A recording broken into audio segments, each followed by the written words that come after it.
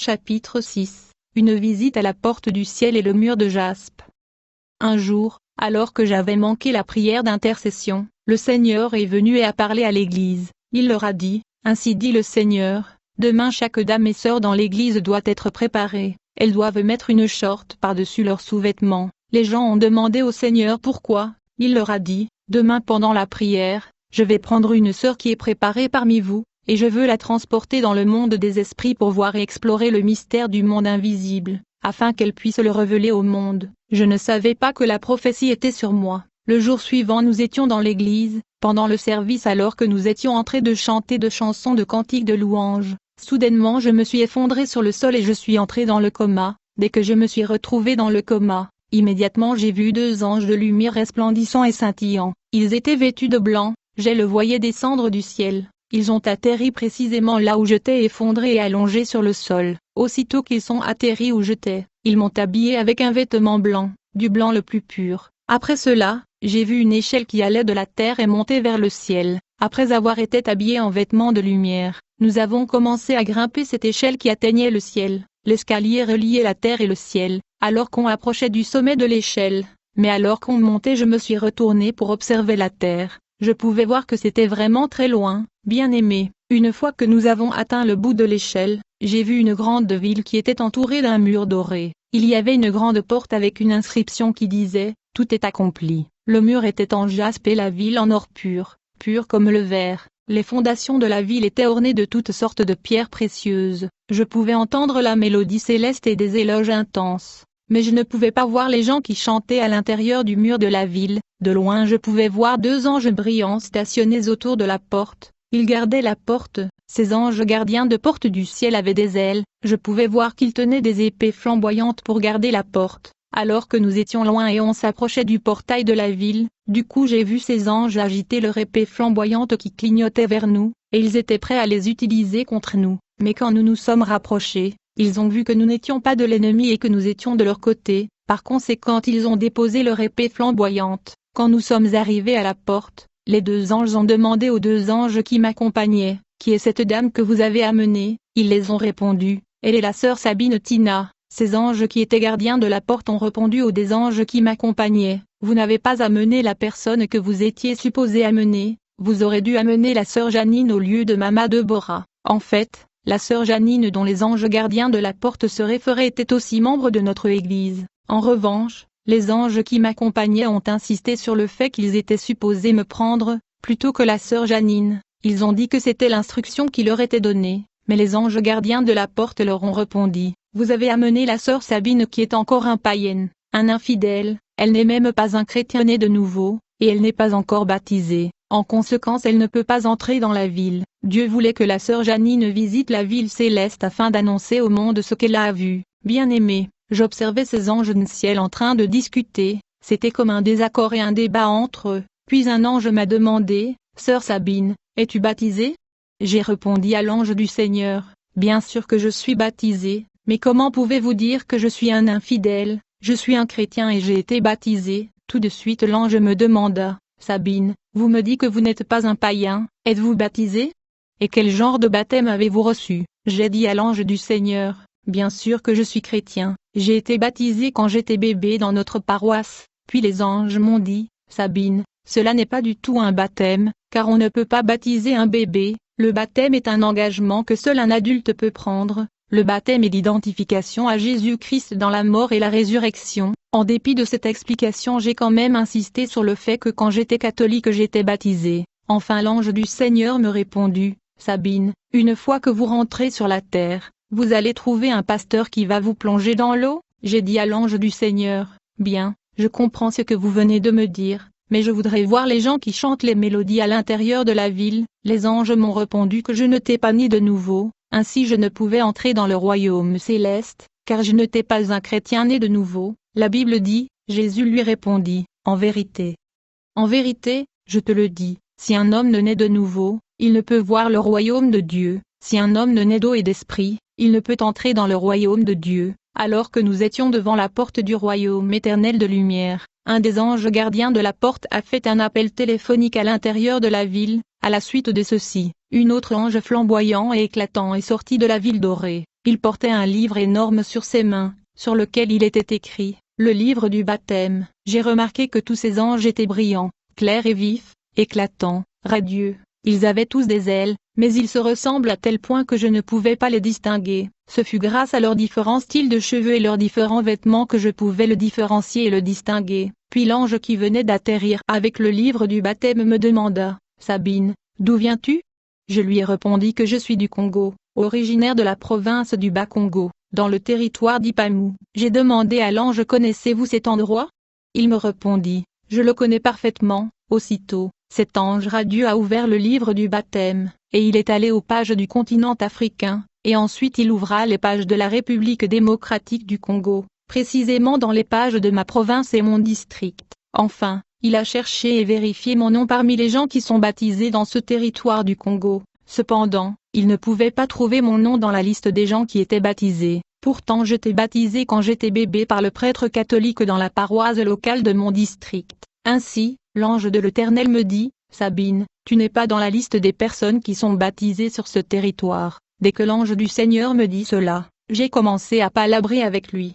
Je lui dis, « Mais comment pouvez-vous dire que je ne suis pas baptisé? Comment pensez-vous que j'ai obtenu ce nom de Sabine ?» C'était le jour du baptême dans la paroisse que j'avais reçu ce nom. J'ai été baptisé dans l'église catholique quand j'étais bébé, et donc je faisais palabre à cet ange qui tenait le livre de baptême. J'ai dit à l'ange du Seigneur, « S'il vous plaît, vérifiez encore dans le territoire de Kikwit où j'ai eu ma confirmation. » L'ange prit son temps et vérifia dans le territoire de Kikwit. Toutefois, il ne pouvait pas trouver mon nom. Malgré cela, je lui ai demandé de vérifier dans la ville de Bandundu où j'ai laissé ma carte de baptême. Aussitôt qu'il a vérifié dans le page de cette province, il ne trouvait pas mon nom. Finalement l'ange du Seigneur me dit, « Sabine, le baptême veut dire que tu dois être immergé dans l'eau. Par contre l'aspersion de l'eau, ou le fait de sauter le feu ne sont pas de baptême biblique. » Ensuite, j'ai vu un ange qui se tenait non loin de nous. Il prit une sorte de téléphone et il a appelé l'ange de l'Éternel qui était l'ange de mon église sur la terre. En effet, chaque église sur la terre a un ange déployé par le Seigneur, comme cela est bien écrit dans l'Apocalypse de Jean. La Bible dit, « Écris donc les choses que tu as vues, et celles qui sont, et celles qui doivent arriver après elles, le mystère des 7 étoiles que tu as vues dans ma main droite, et des 7 chandeliers d'or. » Les 7 étoiles sont les anges des 7 églises, et les 7 chandeliers sont les 7 églises, écrit à l'ange de l'église d'Éphèse. Une fois que cet ange appela l'ange de mon église, il lui dit, « Dis aux gens dans l'église de cesser de chanter des louanges, ils doivent commencer à intercéder parce que la sœur Sabine va tout de suite revenir à la vie. » Alors j'ai vu l'ange de mon église à travers le Saint-Esprit transmettre le message à l'église par la prophétie. J'ai compris que certains de prophéties sont des appels téléphoniques du ciel au peuple de Dieu dans leur rencontre. Plus tard, je suis revenu sur terre et j'ai réintégré mon corps. Chapitre 7, ma conversion.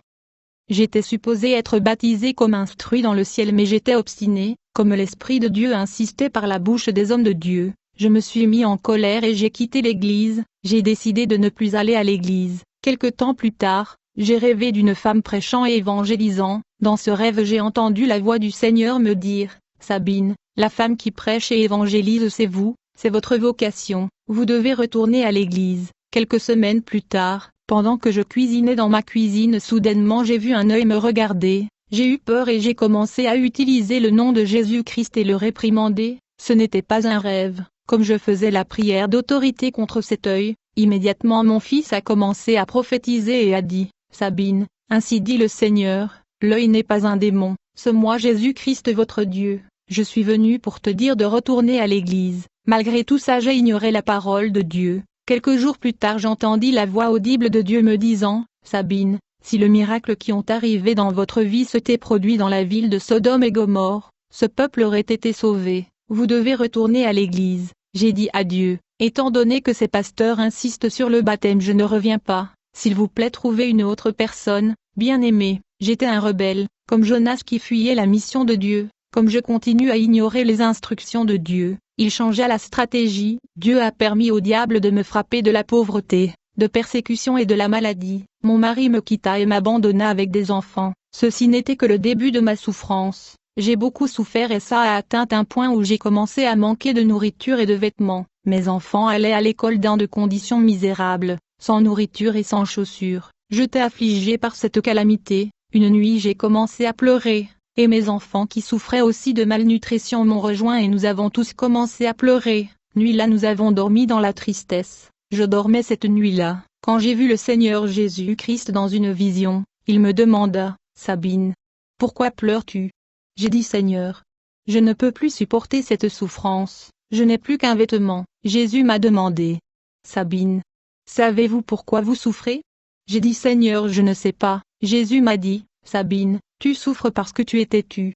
Tu dois retourner à l'église et être baptisée, alors tu seras bien. » Étant donné que j'étais affligée par la pauvreté et la souffrance, j'ai décidé d'obéir pour mettre fin à mes souffrances. Quelques jours plus tard, j'ai été baptisée par immersion dans l'eau pour obéir au Seigneur. En conséquence, quelques jours après, j'ai reçu un paquet de ma famille. C'était un cadeau de grande valeur. Ceci a mis fin à notre calamité. Plusieurs jours plus tard, j'étais dans l'église quand un prédicateur m'a dit, « Vous allez enlever ce nom de Sabine. La personne qui vous a donné ce nom est une personne têtue. Il vous avait transmis son entêtement par son nom. Il y avait un pouvoir dans ce nom. » Puis le pasteur m'a donné le nom de Deborah. Malgré le fait que je venais de naître de nouveau, j'avais encore mon comportement du passé. J'étais une personne extrêmement colérique. Tout le monde dans mon quartier connaissait ma colère et mes habitudes de bataille. Quand je commence une bataille, ça ne finira jamais, et je suis celui qui va le finir. Quelques jours plus tard, le Seigneur Jésus-Christ m'a demandé de jeûner pendant 3 jours et 3 nuits pour le baptême du Saint-Esprit.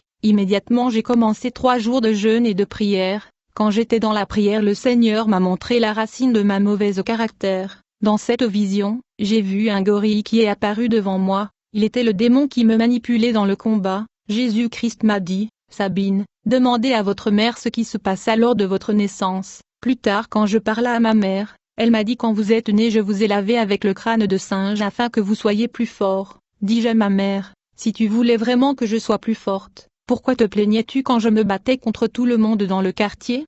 Je n'étais pas content à ce sujet, et cela explique pourquoi je suis allé apprendre toutes sortes de disciplines d'arts martiaux afin de me battre tout le temps. J'ai été baptisé dans l'Esprit Saint et j'ai commencé à parler en langue pendant ces 3 jours de jeûne et prière, mais le problème de ma caractère n'était toujours pas résolu. En fait, quand je me mettais en colère, pour calmer cette colère, je devais détruire ou casser quelque chose autour de moi. J'étais très fort car j'avais un démon gorille en moi. J'avais expliqué comment ma maman m'avait lavé avec le crâne gorille. Le renversement de l'autel familial. Dans ce chapitre, Jésus-Christ me révéla les esprits qui contrôlent la vie des enfants de Dieu. Certains de ces esprits entrent dans nos vies lors de la naissance aux genèses de nos vies. Il y a donc des démons qui entrent dans nos vies lors de la naissance. Je me souviens quand j'étais née, une femme m'avait volé. Dès que la paroisse et le prêtre local m'avaient retrouvé, il y eut dispute entre ma maman et la dame qui m'avait volé. Lors de ces disputes, cette dame demandait que je sois partagée en 2, pour qu'elle prenne une moitié de mon corps. Depuis cet incident lors de mon enfance, j'ai remarqué quand je grandissais, la partie gauche de mon corps fonctionnait différemment de la partie droite. À chaque fois que je tombais malade, la partie gauche souffrait, mais la partie droite allait bien. Même aujourd'hui, ma main gauche est différente de ma main droite. Il y a le déséquilibre même dans ma façon de marcher, à cause de la manque de compatibilité entre mes 2 jambes. Ma vie était comme séparée ou divisée. J'avais également remarqué ceci, si pendant cette semaine je fais de bons rêves, la semaine suivante sera caractérisée par de mauvais rêves. Je me posais de questions à propos de ce manque d'harmonie et uniformité dans ma vie. Ce fut pendant la prière que Jésus m'a fait comprendre les paroles de cette dame, qui avait dit au prêtre devant ma mère, « Nous allons départager Sabine, je veux prendre une partie et mon contestant va prendre l'autre partie. » Jésus me dit, « Ce sont les paroles prononcées sur ta vie lors de l'enfance qui t'affectent de la sorte. Beaucoup de mes enfants souffrent à cause de paroles, des cérémonies et gestes qui ont été faits sur eux alors qu'ils n'étaient qu'enfants. Ils n'étaient même pas au courant de cela, mais ils sont tout de même affectés, et tant qu'ils ne détruisent pas les liens et les jougs des démons de la jeunesse de leur vie, ils vont souffrir. Ils doivent chercher ma face dans la prière. La Bible dit, « Invoque-moi, et je te répondrai, je t'annoncerai de grandes choses, des choses cachées, que tu ne connais pas. Vous me chercherez, et vous me trouverez, si vous me cherchez de tout votre cœur, je me laisserai trouver par vous, dit l'Éternel, » toujours dans le cadre de renversement des forteresses. Je me souviens un jour pendant ce programme de jeûne et de prière, Jésus parla et dit, « Deborah, le temps est venu de détruire les alliances familiales, les malédictions ancestrales et la tradition. » Jésus me dit, « Comme vous êtes le Moïse de votre famille, ils seront libres à cause de vous. Mais avant d'évangéliser votre famille, vous allez commencer par neutraliser les forces et les puissances familiales et ancestrales. Il y a tellement de puissances de ténèbres opérant dans votre famille. La Bible dit, puis l'Éternel étendit sa main et toucha ma bouche, et l'Éternel me dit, voici, je mets mes paroles dans ta bouche, regarde, je t'établis aujourd'hui sur les nations et sur les royaumes, pour que tu arraches et que tu abattes, pour que tu ruines et que tu détruises, pour que tu bâtisses et que tu plantes. C'est ainsi que le Seigneur m'a transporté vers l'autel de ma famille, là où les charmes et fétiches familiales étaient. Dans cette vision j'étais accompagné par des anges de lumière, et on se dirigeait vers l'autel de ma famille. Quand nous nous sommes rapprochés de cet endroit où était l'autel familial, du coup, un éléphant est apparu devant nous. En fait, cet éléphant était un démon opérant dans ma famille pour plusieurs générations. Dès qu'il a apparu, les anges du Seigneur m'ont encouragé à le réprimander au nom de Jésus-Christ. Sans tarder, j'ai pris autorité au nom de Jésus-Christ et j'ai chassé cet esprit. À propos, je me souviens pendant l'adolescence, mes parents nous disaient que notre famille était protégée par un esprit de l'éléphant. À l'époque j'étais un enfant et je ne pouvais pas comprendre de quoi ils parlaient, mais ce jour-là j'ai vu cet esprit de l'éléphant dont mon père me parlait, et je l'ai chassé au nom de Jésus-Christ. Puis nous avons continué à avancer. Au fur et à mesure j'avançais avec les anges de l'Éternel vers l'autel familial. Soudainement un autre esprit qui dominait ma famille surgit devant nous. Je pouvais voir que ce démon avait la forme d'un lion. Je l'ai chassé au nom de Jésus-Christ. Il était un de démons opérant dans ma famille pendant de nombreuses générations. Puis un grand serpent apparut devant nous. Ce serpent était un autre démon qui contrôlait et dominait dans ma famille. Je me souviens quand nous grandissions, mon père nous disait que quand nous mourions nous deviendrions de serpents. Immédiatement j'ai utilisé le nom de Jésus-Christ contre ce serpent et il a disparu. Les chrétiens doivent engager, lutter et vaincre les pouvoirs qui dominent dans leur famille. Sinon il y aura des limites et des barrières à plusieurs niveaux. Quand je suis arrivé là où l'autel de ma famille était, j'ai brûlé les fétiches et charmes en présence des anges du Seigneur. Instruction sur la purification et sanctification.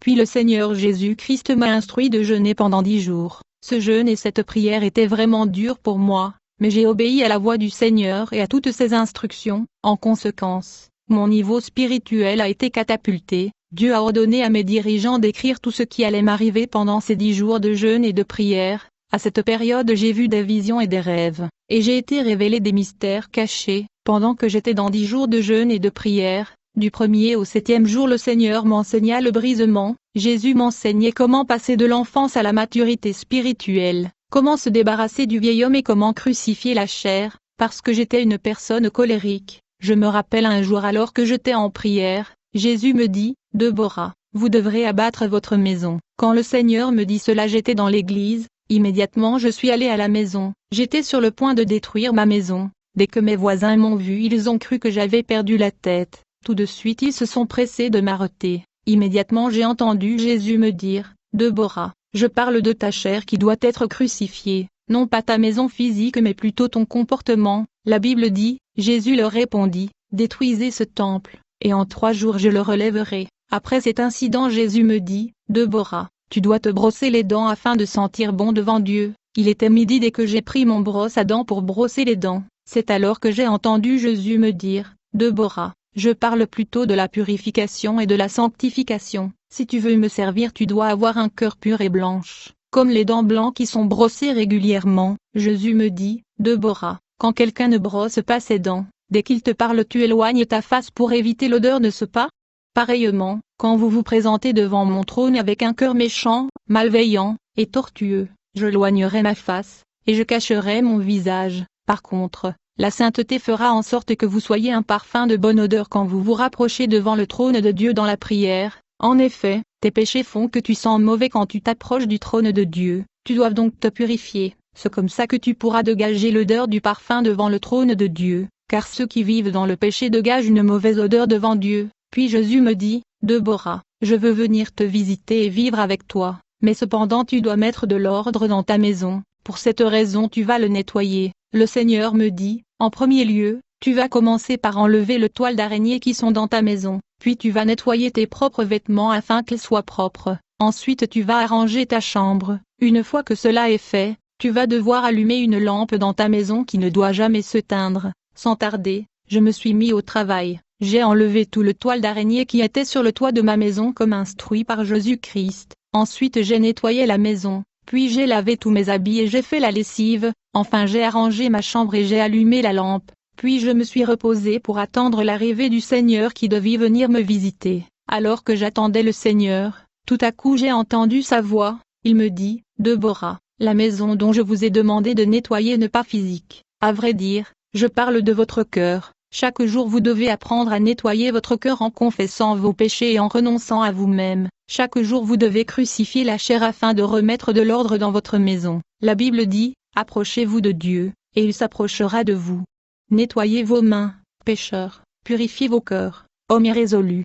Sentez votre misère, soyez dans le deuil et dans les larmes, que votre rire se change en deuil, et votre joie en tristesse. Jésus me dit, quand je t'ai demandé de laver tes vêtements, je voulais dire que tu dois te purifier et te sanctifier. Les vêtements propres veut dire les bonnes œuvres de la justice. La Bible dit, heureux ceux qui lavent leurs robes, afin d'avoir droit à l'arbre de vie, et d'entrer par les portes dans la ville.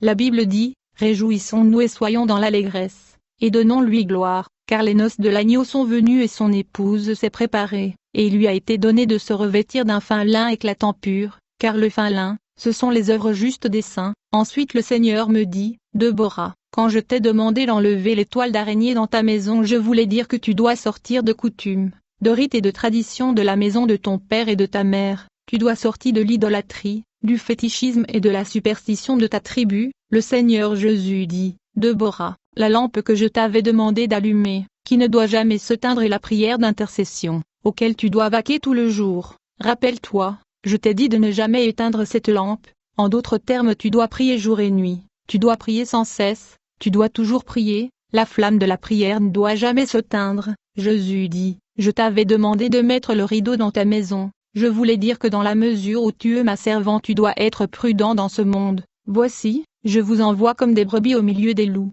Soyez donc prudents comme les serpents, et simples comme les colombes. La prudence doit vous caractériser, vous devez savoir ce qu'il faut dire et ce qu'il ne faut pas dire. Jésus me dit, donc je ne parlais pas de la nettoyage que tu venais de faire dans ta maison. Frères et sœurs, durant le 5e jour de ce jeûne et prière, le Seigneur me dit, Deborah, aujourd'hui c'est le 25 décembre, ce votre Noël ne se pas. Je n'avais pas compris pourquoi Jésus m'a dit ce votre Noël, et il ne m'a pas expliqué pourquoi. Puis il me dit, vous allez donc préparer du poulet et vous allez manger. J'ai donc préparé le poulet comme instruit par le Seigneur. Lorsque la nourriture était prête, j'étais sur le point de manger la nourriture qui a été préparée, quand soudainement j'ai entendu la voix du Seigneur qui me dit, Deborah, toi tu dois manger les os mais pas la chair. Ainsi donc, alors que tout le monde mangeait le poulet, ils m'ont donné les os, et alors que je mangeais les os, du coup le Seigneur me dit, Deborah, comment pouvez-vous manger alors que vous êtes en jeûne et prière? Jésus me dit, quand j'ai parlé des os, je parlais de la nourriture solide.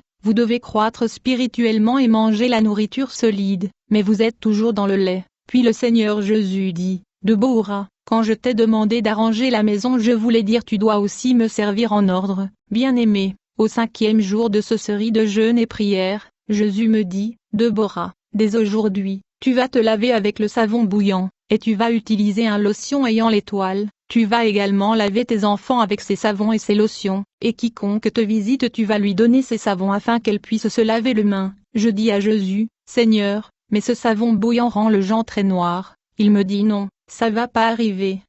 Sans tarder je suis allé au marché et j'ai acheté le savon bouillant. Ensuite j'ai cherché le lotion ayant un étoile, mais aussitôt que j'ai parlé à mes pasteurs à propos des instructions du Seigneur, ils m'ont dit que je perdais la tête. Puis je suis allé me laver avec le savon et le lotion recommandés par le Seigneur, et pendant que je me lavais, du coup j'ai vu une lumière intense descendre dans la salle de bain. Je ne pouvais pas comprendre la signification de ceci. Quelque temps après, j'ai lavé mes enfants avec ces savons et je les ai frottés avec le lotion recommandé par le Seigneur. Au fil du temps, j'ai commencé à imposer les gens qui me visitaient ce savon et ce lotion. Enfin, un de ce jour le Seigneur me dit, Deborah, pourquoi ne comprenez-vous toujours pas ces choses? Il me dit, quand tu te laves avec l'eau avec le savon, tu dois savoir que l'eau avec laquelle tu te laves est la parole de Dieu. À chaque fois que tu lis la Bible et écoutes la parole de Dieu qui est l'eau de la vie, tu es lavé et nettoyé. Le savon dont je t'ai parlé est mon sang, qui te nettoie et te purifie quand tu lis la Bible et tu écoutes ma parole. Ainsi donc, à chaque fois que tu écoutes la parole de Dieu,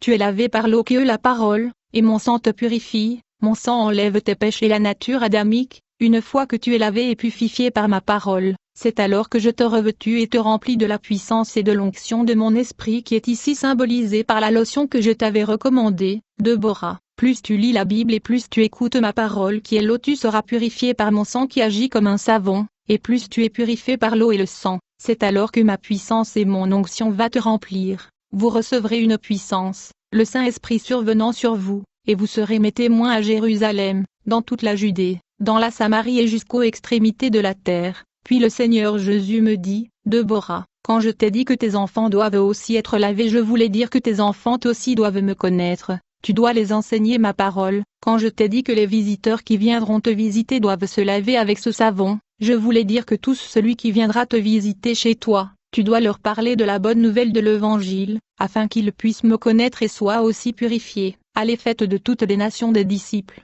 les baptisant au nom du Père, du Fils et du Saint-Esprit, et enseignez-leur à observer tout ce que je vous ai prescrit. Jésus me dit, la mission que je te donne est ceci, tu dois me connaître, tes enfants doivent me connaître, ta famille doit me connaître et tes amis doivent me connaître. Alors que je parlais à Jésus, ma famille qui m'entendait parler ont eu peur. Ils se sont réunis afin de me transporter à l'hôpital car j'avais maigri dans ce jeûne, et quand je parlais à Jésus ils pensaient que je parlais seul et j'avais perdu la tête.